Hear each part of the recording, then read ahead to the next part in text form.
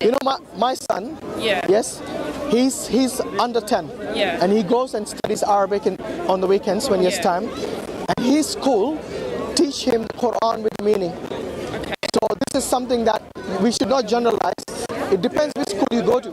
Yes, I don't think there's any rule that you should send your children only to the school where they just basically just memorize the Quran and learn it. My madrasa where I went to, they would just recite. Yes, yes. Yeah, I totally understand, yeah.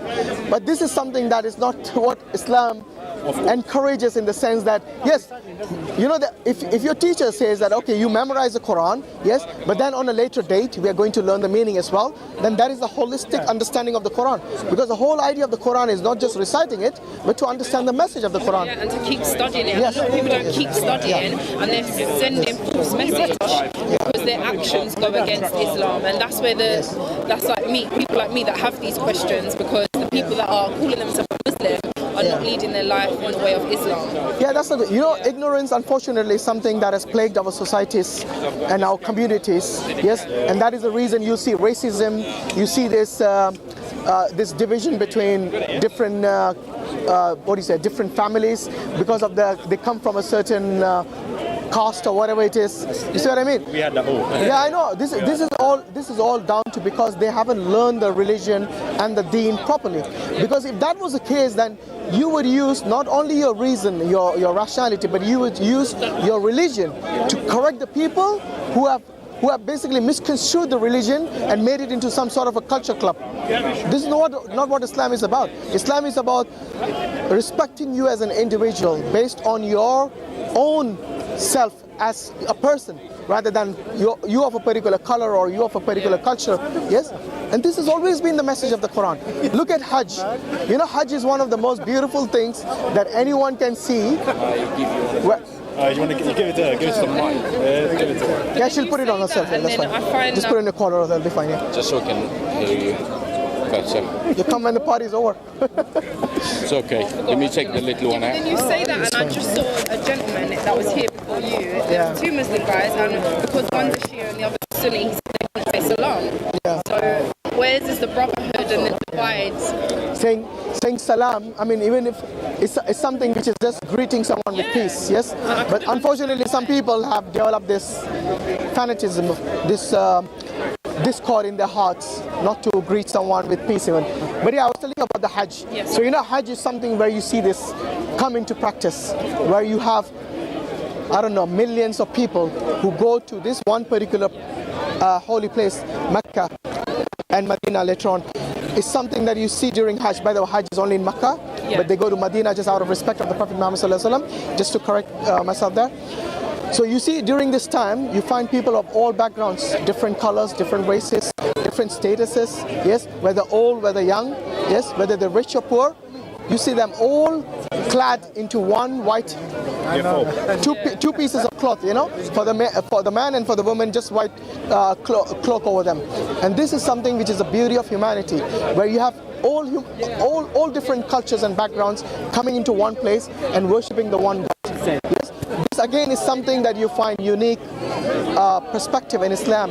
Yes, they cleanse themselves, they purify themselves, and they go and worship the one God. Yes, regardless of their background, culture, color, whatever it is. And this is one of the things you must have heard of the story of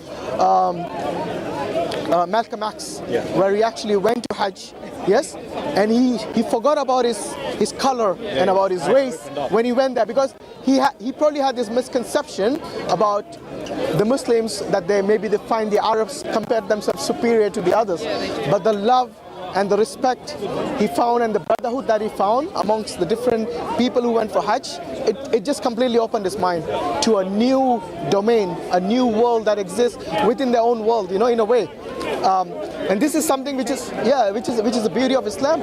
Shows you, it changes perception of what Islam is. Because you know, other races, for example, in Judaism, you cannot become a Jew until your mom is a Jew. Yes, so you can only become a Jew based on your race. So if you are a Jewish race, then you become a Jew. I mean, there might be exceptions, where they might allow you to convert to Judaism, but I don't know if they'll be classed as the same pure Jewish person as a born Jew. You see what I mean? And this is something that we do not have in Islam. In Islam is a universal religion where everyone is welcome. But then they have to follow the rules, of course, to remain a Muslim. You see, Islam is not something that you follow your desires. You follow your Lord, your God, who has commanded you to make the best of your life as an individual, and you in your community, to give you the best options available as a human being. So for example, you know, many people drink alcohol, many people smoke, many people do drugs, many people gamble. Islam has nipped all this in the bud and said no, all that is forbidden. Because you know, many people, they think that they can drink alcohol and they can control the amount they drink. Yes, they're quite capable of that because they are logical, rational people. So they'll, guess what? All the people who ended up in Alcoholic Anonymous, yes, they all said that at one point in time. And guess what? They all became alcoholics at one time. I'm not saying everyone is going to end up like that. However, alcohol causes harm to your body. That is certain. Why would you want to consume any poison that does even minimum harm to your body? Why would you want to do that? Just for the sake of a little pleasure, the momentary pleasure you have? Yes? And these things, you see, Allah has forbidden for you because it harms your body, and your body has a right over you. You cannot treat your body the way you want. And by the way, when I say alcohol and everything, I also mean anything that harms your body. That includes fatty food. That includes consuming food which harms your body.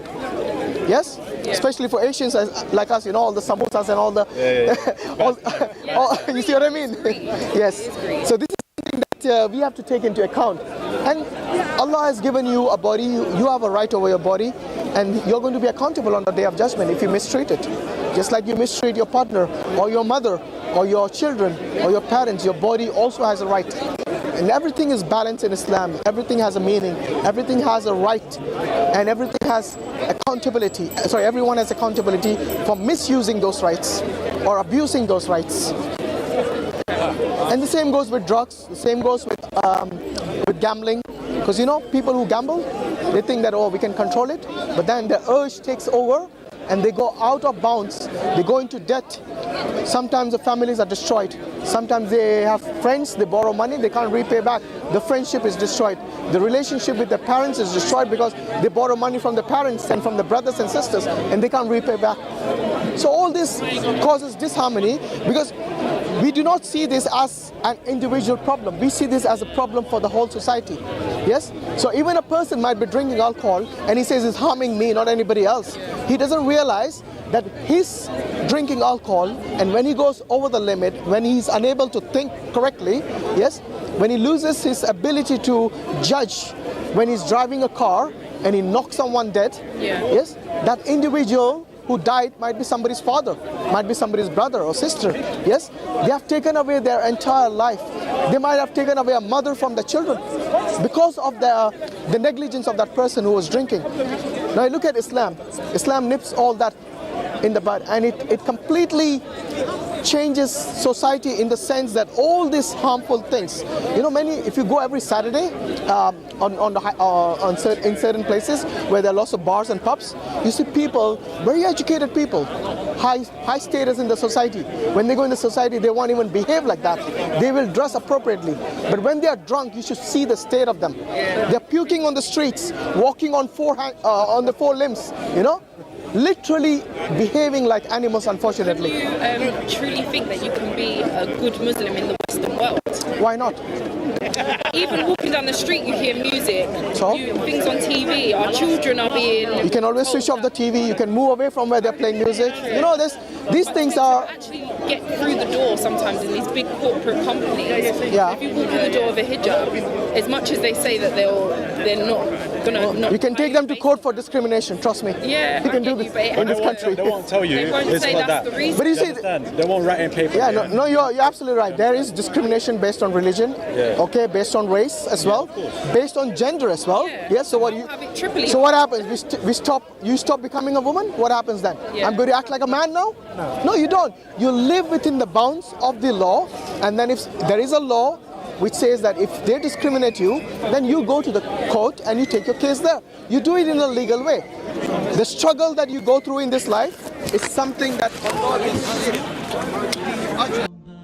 عفوك إني للنور مدت يداي نزعت أسرار قلبي وجئت ألقي أساي رباه عفوك إني للنور مدت يداي نزعت أسرار قلبي وجئت ألقي أساي وأشتكي طي صدري دربا سحيق العطايا به بدأت ولكن لم أدر ما منتهايا لم أدر يأسي فيه ولا عرفت هدايا ولا عرفت ظلامي ولا عرفت ضحايا ولا لغيرك دوايا رب يوم النداء إليك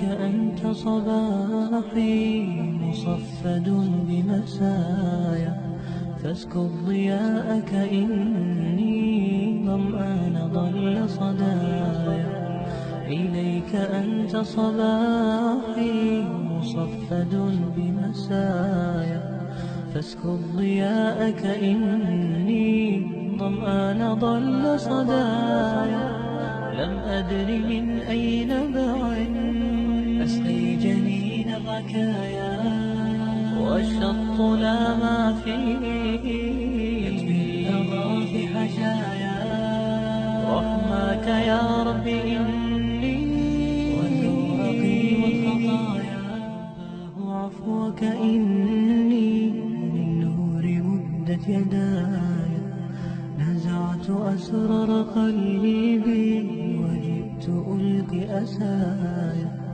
رباه عفوك إني للنور مدت يداي نزعت أسرار قلبي وجئت ألقي أسايا وأشتكي طي صدري دربا سحيق العطايا به بدأت ولكن لم أدر ما منتهايا لم أدر يأسي فيه ولا عفوك إني للنور مدت يداي نزعت أسرار قلبي وجئت ألقي أسايا رباه عفوك إني للنور مدت يداي